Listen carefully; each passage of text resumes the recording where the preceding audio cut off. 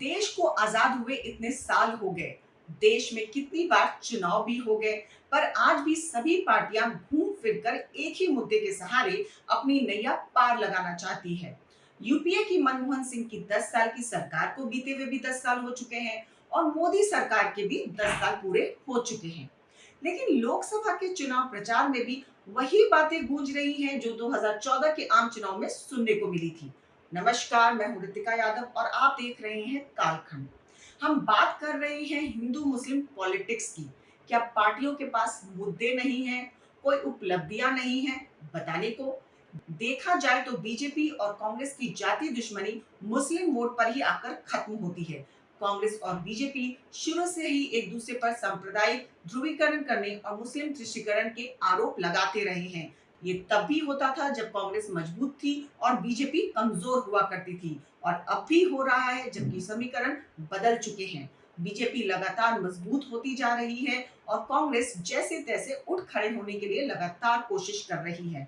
अगर बात होती छोटे मोटे नेता की तो कोई इशू नहीं है, पर देश का प्रधानमंत्री ऐसी बात करे तो चिंता की बात है। राजस्थान के बांसवाड़ा की चुनावी रैली में प्रधानमंत्री नरेंद्र मोदी ने कांग्रेस पर जो आरोप लगाया वह पहले के मुकाबले ज्यादा घातक लगता है। अभी तक मोदी और बीजेपी कांग्रेस पर मुस्लिम तुष्टीकरण के ही आरोप लगाते थे, लेकिन ये मामला तो 4 कदम आगे बढ़ गया लगता है। मोदी का कहना है कि कांग्रेस अगर केंद्र की सत्ता में आती है तो वह लोगों की संपत्ति लेकर मुसलमानों में बांट देगी। जी हाँ, आपने सही सुना। हालांकि मोदी ने मुसलमान शब्द का इस्तेमाल नहीं किया, लेकिन इशारा मजबूत है। मोदी ने ज्यादा बच्चा पैदा करने वाले और घुसपैठियों जैसे शब्दों का इस्तेमाल किया है, और अपने इल्जाम को मजबूती देने के लिए मोदी पूर्व प्रधानमंत्री डॉक्टर मनमोहन सिंह के एक बयान का हवाला दे रहे हैं, जिसमें उन्होंने देश के संसाधनों पर पहला हक अल्पसंख्यक मुसलमानों का बताया था। मोदी के बयान पर यूथ कांग्रेस नेता श्रीनिवास बीवी का कहना है, हार की बौखलाहट के चलते खुलेआम भारत के प्रधानमंत्री नफरत की बीज बो रहे हैं।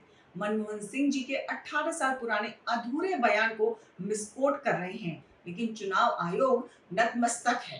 कांग्रेस ने प्रधानमंत्री की टिप्पणी पर पलटवार करते हुए कहा कि लोकसभा चुनाव के पहले चरण के मतदान में निराशा का सामना करने के बाद प्रधानमंत्री अब झूठ का सहारा ले रहे हैं। कांग्रेस अध्यक्ष मल्लिकार्जुन खड़गे ने कहा, भारत के इतिहास में किसी भी प्रधानमंत्री ने अपने पद की गरिमा को मोदी जितना कम नहीं किया है।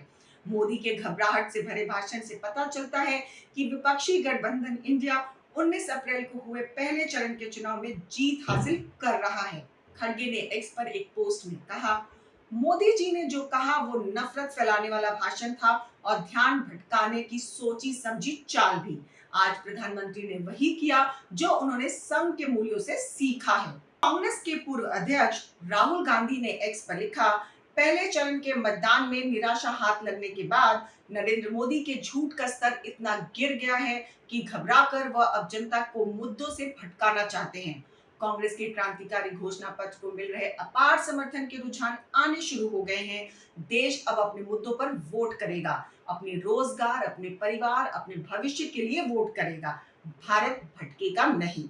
कांग्रेस महासचिव जयराम रमेश ने भी पीएम मोदी की आलोचना करते हुए कहा कि युवाओं, महिलाओं, किसानों, दलितों और पिछड़ों से जुड़े मुद्दों पर एक भी सवाल का जवाब देने के बजाय प्रधानमंत्री ने असल मुद्दों से ध्यान भटकाने के लिए राजस्थान में अपनी रैलियों में बेशर्मी से झूठ बोला और अपमानजनक बयान दिए। कांग्रेस के मीडिया और प्रचार विभाग के प्रमुख पवन खेड़ा ने प्रधानमंत्री पर झूठ बोलने का आरोप लगाया। खेड़ा ने कहा, हम प्रधानमंत्री को चुनौती देते हैं कि वह बताएं कि क्या हमारे घोषणा पत्र में कहीं भी हिंदू मुस्लिम लिखा है। इस तरह की तुच्छ मानसिकता आपके राजनीतिक मूल्यों में है। पवन खेड़ा ने प्रधानमंत्री पर निशाना साधते हुए कहा, हमने युवाओं, महिलाओं, किसानों और आदिवासियों, मध्यम वर्ग और श्रमिकों के लिए न्याय की बात की है। क्या आपको इस पर भी कोई आपत्ति है? इधर असदुद्दीन ओवैसी प्रधानमंत्री नरेंद्र मोदी पर बुरी तरह भड़के हैं। एआईएमआईएम चीफ ने कहा, प्रधानमंत्री का भाषण हुआ था, उन्होंने कहा कि मुस्लिम बहुत बच्चा पैदा करते हैं और वे घुसपैठिए हैं। पीएम मोदी, आप लंबी लंबी फेंकते हैं, हमारी फर्टिलिटी रेट कम हुआ है। आपके पीएम मोदी 6 भाई हैं, अमित शाह के भी कई भाई बहन हैं, रविशंकर के 7 भाई हैं। समाजवादी पार्टी के प्रमुख अखिलेश यादव ने भी भाषण पर पीएम मोदी की आलोचना की। उन्होंने लिखा, देश ही नहीं बल्कि पूरी दुनिया जानती है कि प्रधानमंत्री नरेंद्र मोदी झूठ बोलते हैं। जिस तरह से उन्होंने कांग्रेस केंद्रीय न्याय पत्र और पूर्व प्रधानमंत्री डॉक्टर मनमोहन सिंह के बारे में झूठ फैलाया, वह गंदी राजनीति का उदाहरण है। मनमोहन सिंह के बयान का हवाला देते हुए मोदी इसे अर्बन नक्सल वाली सोच बताते हैं और कहते हैं, मेरी माताओं बहनों, ये आपका मंगलसूत्र भी बचने नहीं देंगे, इस हद तक चले जाएंगे। रैली में मोदी ने कहा, ये कांग्रेस का मैनिफेस्टो कह रहा है कि वो माँ बहनों के सोने का हिसाब करेंगे, उसकी जानकारी लेंगे और फिर उसे बांट देंगे और उनको बांटेंगे जिनको मनमोहन सिंह की सरकार ने कहा था कि संपत्ति पर पहला अधिकार मुसलमानों का है। कांग्रेस के खिलाफ हमले की धार को तेज करते हुए मोदी का भाषण आगे बढ़ता है। पहले जब उनकी सरकार थी तब उन्होंने कहा था, देश की संपत्ति पर पहला अधिकार मुसलमानों का है। मतलब ये संपत्ति इकट्ठा करके किसको बांटेंगे? जिनके ज्यादा बच्चे हैं उनको बांटेंगे, घुसपैठियों को बांटेंगे। क्या आपकी मेहनत का पैसा घुसपैठियों को दिया जाएगा? आपको मंजूर है ये? मोदी की मुस्लिमों पर की गई टिप्पणी ने भारत की राजनीति को तो गर्म कर दिया है और देश के साथ साथ विदेशी मीडिया में प्रधानमंत्री मोदी की इस विवादित टिप्पणी की कवरेज की गई है। हम आपको बताते हैं कि आखिर सीएनएन की रिपोर्ट में पीएम मोदी की टिप्पणी पर क्या लिखा गया है। सीएनएन ने अपनी हेडलाइंस में लिखा कि भारत के विशाल चुनाव में विभाजन गहरा गया है और मोदी की मुस्लिम पर की गई टिप्पणी पर घृणास्पद भाषण देने के आरोप लगने लगे हैं। अमेरिकी मीडिया आउटलेट ने लिखा है कि भारत के प्रधानमंत्री नरेंद्र मोदी पर रविवार को एक चुनावी रैली के दौरान इस्लामोफोबिक टिप्पणी करने का आरोप लगाया गया है, जिससे प्रमुख मुसलमानों और विपक्ष के सदस्यों में व्यापक गुस्सा पैदा हो गया है। बीजेपी को हिंदू मुस्लिम की जरूरत क्यों है? ऐसा पहली बार नहीं है कि हमारे प्रधानमंत्री ने मुस्लिम कम्युनिटी पर कुछ बोला है। इससे पहले भी प्रधानमंत्री ने मुसलमानों पर टिप्पणियां की है। 2017 के यूपी विधानसभा चुनाव में मोदी ने कहा था, अगर रमजान में बिजली आती है तो दिवाली में भी आनी चाहिए। अगर कब्रिस्तान में चारों तरफ दीवार बनती है तो शमशान में भी वैसा ही होना चाहिए।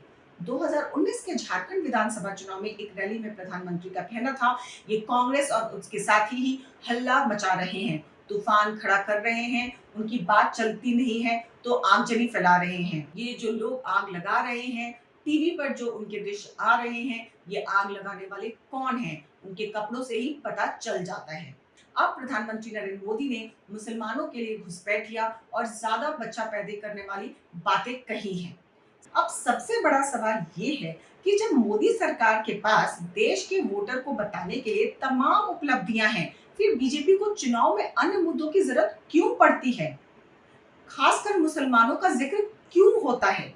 जब बीजेपी ये चुनाव मोदी की गारंटी पर लड़ रही है और कांग्रेस अपने 5 न्याय और 25 गारंटी के नाम पर, तो भला चुनाव में ऐसी चीजों की जरूरत क्यों पड़ रही है? मान लेते हैं कि कांग्रेस को जैसे तैसे सत्ता में वापसी करनी है, जैसे भी मुमकिन हो प्रधानमंत्री नरेंद्र मोदी को टारगेट कर उनकी लोकप्रियता को काउंटर करना है। सूट बूट की सरकार और चौकीदार चोट से लेकर नफरत की दुकान तक कांग्रेस बारी बारी हर संभव उपाय आजमा रही है। ये बात अलग है कि उसे कामयाबी नहीं मिल पा रही है। और जब कांग्रेस इतनी बेदम नजर आ रही है, इंडिया गठबंधन तो बस नाम भर का है। सुनीता केजरीवाल और कल्पना सोरेन के मंच पर आ जाने से कुछ नया नजर आने लगा है, लेकिन बाकी तो मामला वैसा ही पुराना है। पुराना झगड़ा जहां का तहां बना हुआ है। मोदी को गुजरात दंगों में क्लीन चिट मिल जाने के बाद भी कांग्रेस अब भी उसी चीज को उनकी कमजोर कड़ी मानती है। ये बात अलग है कि अब कांग्रेस नेता मौत का सौदागर जैसी बातें नहीं करते, लेकिन राहुल गांधी नफरत के खिलाफ मोहब्बत की दुकान खोलने के दावे में भी भाव तो वही है। प्रधानमंत्री नरेंद्र मोदी ने चुनाव मैनिफेस्टो को निशाना बनाते हुए आरोप लगाया है कि कांग्रेस पार्टी देश की महिलाओं के सोने का हिसाब करके उसे बांटना चाहती है और जिसके बीच बांटना चाहती है उनके लिए मोदी ने एक खास फ्रेज का इस्तेमाल किया है, ज्यादा बच्चा पैदा करने वाले। ये तो अपने आप में चुनाव प्रचार का जंगल राज लगता है। ऐसा नहीं है कि ये हाल सिर्फ एक पार्टी का है। सभी पार्टियां किसी न किसी जाति या समुदाय के साथ होकर या खिलाफ होकर अपनी राजनीति कर रही हैं। क्यों आजादी के इतने साल बाद भी छोटी जाति, बड़ी जाति, अल्पसंख्यक के नाम पर वोट मांग रहे हैं? अपने काम, डेवलपमेंट के नाम पर वोट मांगो। मैं भी इस देश की नागरिक हूँ और हर पार्टी के नेता से यही कहूंगी कि जनता बेवकूफ नहीं है। आप उसको जाति या धर्म के नाम पर अब नहीं बहला सकते। लोग विकास के नाम पर वोट देंगे तो अगली बार नेताजी जनता के सामने अपने कामों की लिस्ट लेके जाइए। अगर आपको हमारी ये रिपोर्ट पसंद आई हो तो हमारे चैनल कालखंड को लाइक और सब्सक्राइब करना ना भूलें, क्योंकि हम उठाते हैं आपके हक की आवाज पुख्ता सबूतों के साथ। जय हिंद, जय भारत।